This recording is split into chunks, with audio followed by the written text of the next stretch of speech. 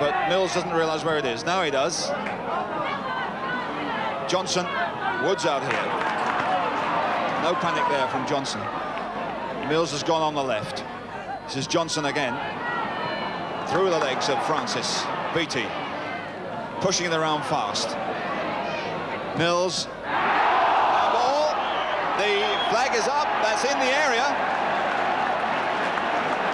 If that's handball, that is in the area. I'll put my wages on it, which is about £3.10, but it's still, I think, inside the area, but he's given it out.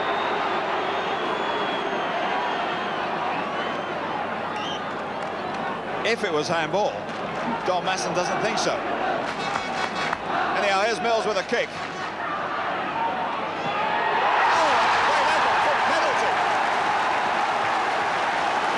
That's the way to knock him in.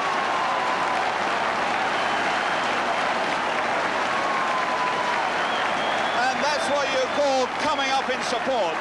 Jump penalty as Mills took the kick. He was still making his way up. It was headed out, but penalties coming in at a rate of knots. Bang! And Parks, with all those players in front of him, never had a chance. Clement to Francis. Woods a little bit late on that challenge. Francis, a bad ball from Clement. Francis had turned his back now, Waymark going at his man. Woods, Burley on the right, butts away from Francis.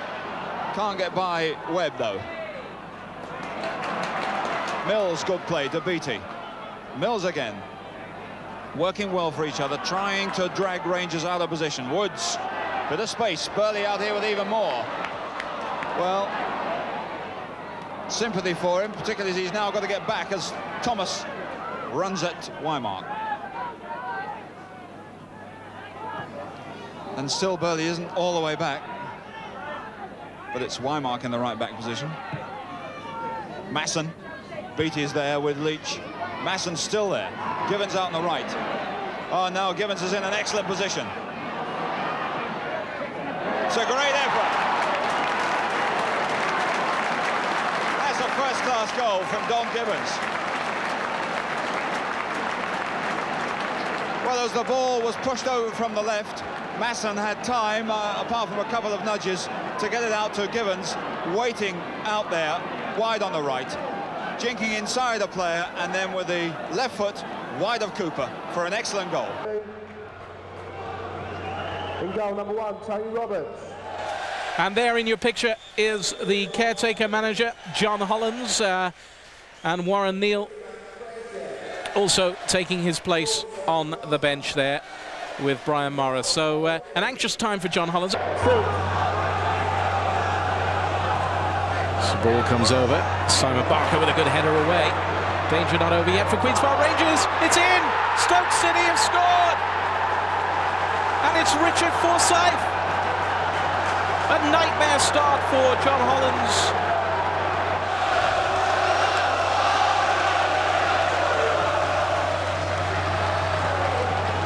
Ready. Spencer's running onto it. Spencer could beat his man for pace. Still John Spencer. Oh, it hits the crossbar. He's given a penalty. John Spencer's he's been given a penalty. Q.P.R. with a great opportunity to pull level. So Simon Barker with a chance to bring Rangers. Yes! Back into the game. It's Queen's Park Rangers 1, Stoke City 1, and don't they just deserve it?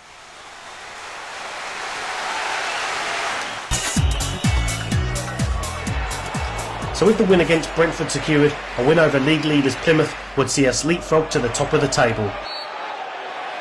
Rangers were further boosted by the news that long-term absentee Dan Shittu was on the bench. Carlisle in there, Birchman's taking a deep position.